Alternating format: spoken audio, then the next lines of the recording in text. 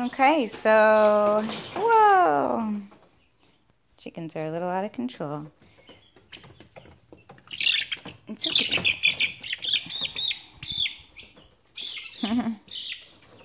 What is it? Hi. That's a pretty girl. Probably an Americana. So, welcome to my little instructional on cleaning a brooder. Come back here, you can see what I have. So these chickens are coming on 3 weeks old. They're getting pretty big and are about a couple days a little late on needing to move out to the coop. But I didn't want to let go of them yet. Today will probably be the day. So here I have my brooder, which you can learn about in another video. And when I clean it, I make sure I have my newspapers, which have been separated into these nice little sections. I pull them. It's worth the time pulling them apart before you need them, so that they're all ready when things are a little crazy with the chickens. I also do put aside office paper and the inserts from the newspapers, which are more glossy and thinner. So you do want to separate those from and use them differently than you use the newspaper. If some of you may know, there's something called splayed legs, which can happen from, I'm pretty sure, from a genetic issue, but it can also be caused by really little baby chicks stretching their legs, the insides of their legs too far, and the tendons and ligaments there, and permanently stretching them. And that happens by walking on newspaper in the very beginning and on glossy paper for a little bit. I try to keep that away from them. So very important to pay attention. This way of setting up the brooder is for birds that are older than a week, for sure. A week old, you use a little bit more paper towel. Up to a week old. All right, watch out, Willie. So when you clean, make sure you have your papers. I have the place to put the trash. I already came in and, watch out. I already came in and rolled up what I could of what was in there for paper, and scooped it right into a paper that I had here, rolled that up, and put that away. It's nice to contain whatever is coming out of the brooder because it's often little pieces of poo and food. Here's my two little guys. There's usually in each flock, there's a couple chickens that want to come out and hang out a little bit more than some others, so these are my two from this one.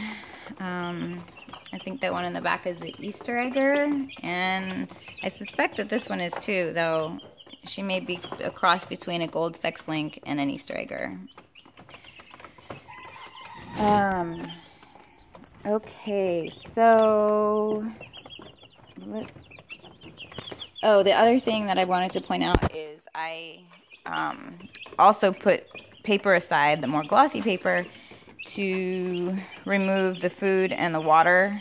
When you clean the brooder, you can have something to put them on so they don't go right on your floor.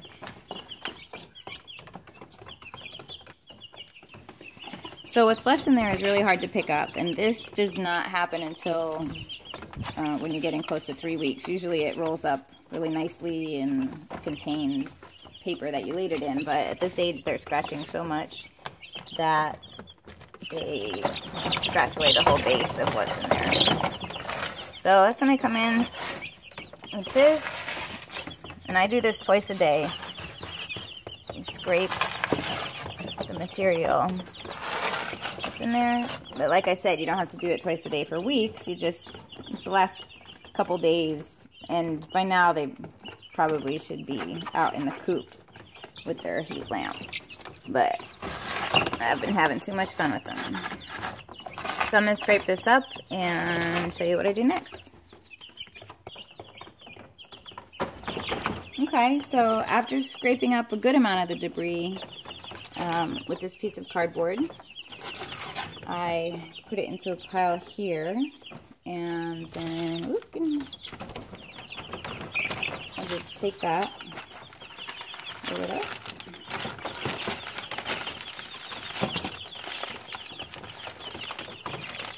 A little burrito, and goes right into the trash without spilling anything. Alright, so next I take a cleaner that is on much of the natural side as possible.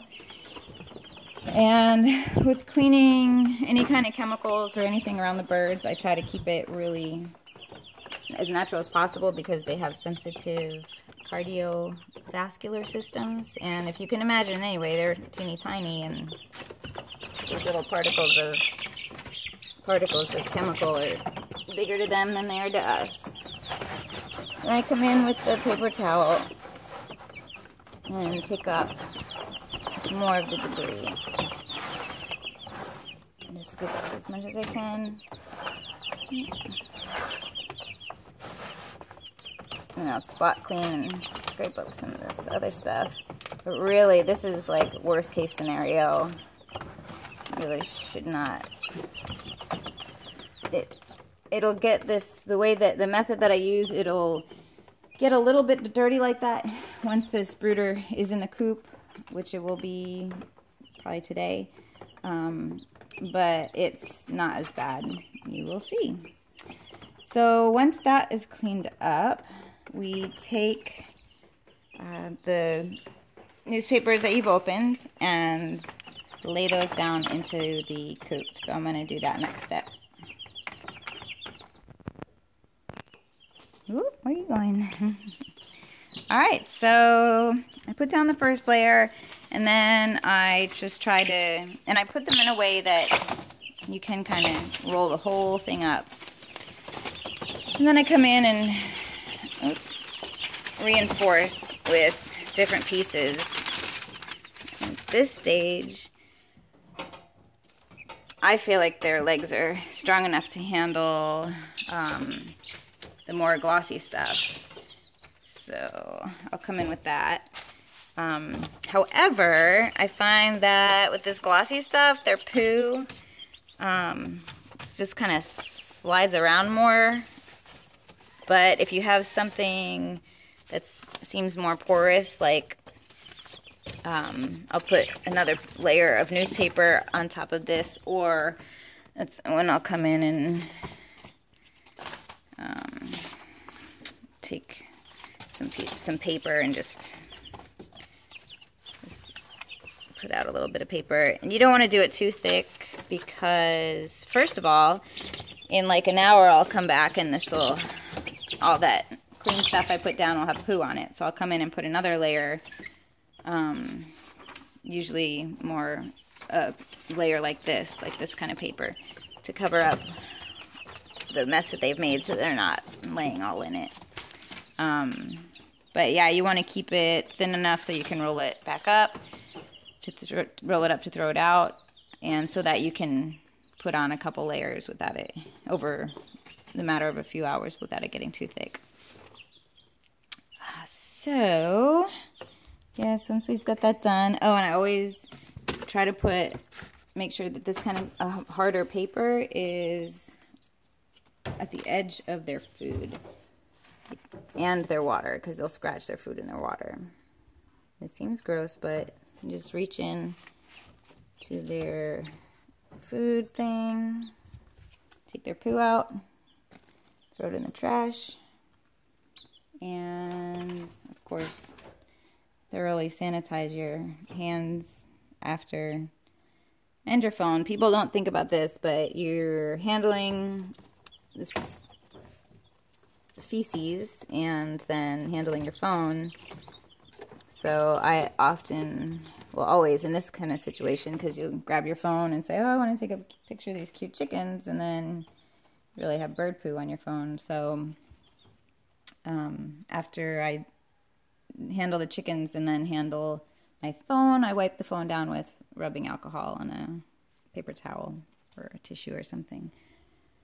Yeah, so they're good. Then I'll just come over here, and I have my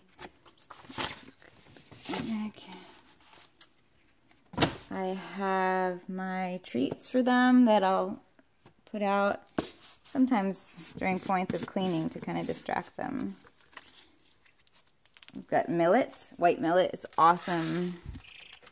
You can get that in pretty bulk. And in the beginning, you'll be like, oh man, I bought so much, and they're not eating much at all. As they get bigger, they will wolf it down.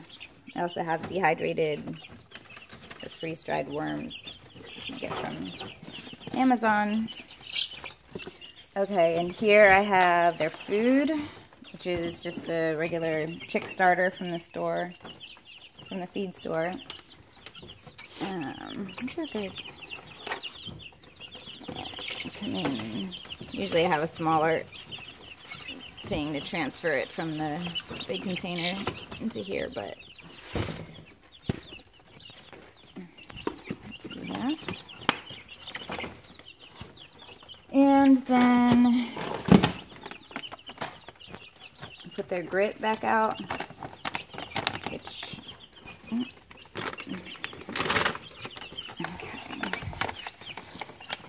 just put a little bit, and I put it on the edge of their food. Some people put it in their food, which might be smarter when you're constantly picking up, but they usually kick most of their food out of their tray anyway. Get that. Yeah, so, oh, and the water, I dump the water every single time. Dump it outside or in the toilet, and just rinse it out and refill it. Little baby chickens don't like cold water.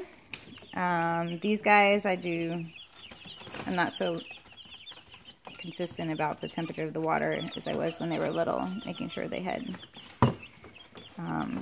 warmer water. So that gets washed out every few days. I will bleach that before refilling it.